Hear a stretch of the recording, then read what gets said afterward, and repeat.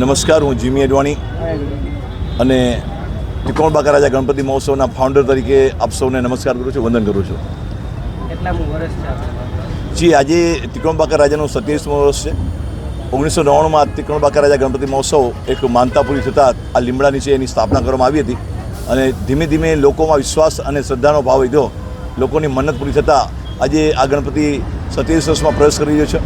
ત્યારે આજે સવારે 10:30 વાગે એકદમ સરસ મજાની આરતી પૂજા કરી વિધિ વિધાનથી પંડિતજીઓએ આ દાદાની સ્થાપના કરી અને અત્યારે જ બરાબર બેન્ડ બાજા, ઢોલ ત્રાસા અને ફટાકડા સાથેનું આગમન વધામણી કરી અને જાહેર જનતા માટે અને ભક્તજનો માટે આ પંડાલ અત્યારે ખુલ્લો મૂકવામાં આવ્યો છે.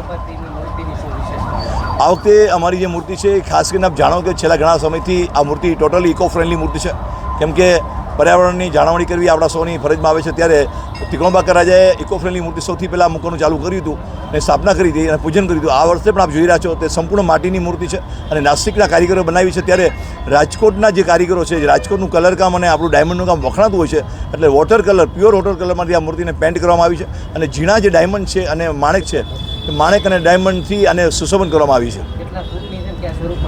8.5 ફૂટની મૂર્તિ છે. અમે જે ગુજરાત સરકારના જે નિયમો છે એનું પાલન કરી રહ્યા છીએ. 8.5 ફૂટની પરફેક્ટલી મૂર્તિ છે અને એમને જે મૂર્તિ છે એ વિષ્ણુદેવના સ્વરૂપમાં છે. એને દુર્ધારા દેવ તરીકે એ લોકો ભગવાનને પોતે જનતાને આશીર્વાદ આપી રહ્યા છે અને એવી વચન આપી રહ્યા છે કે હે મારા ભક્તો, હું તમારા દુઃખ હરી અને સુખ સાથે તમારા ઘરે બિરાજમાન રહીશ.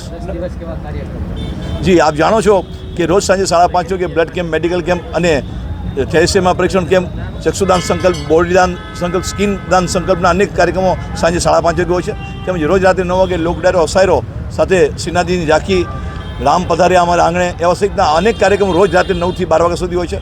અને બરાબર 6 તારીખે 12:30 વાગે સમાપન વિધિ કરી અને ખોખર તરફથી વિસર્જન યાત્રા થશે.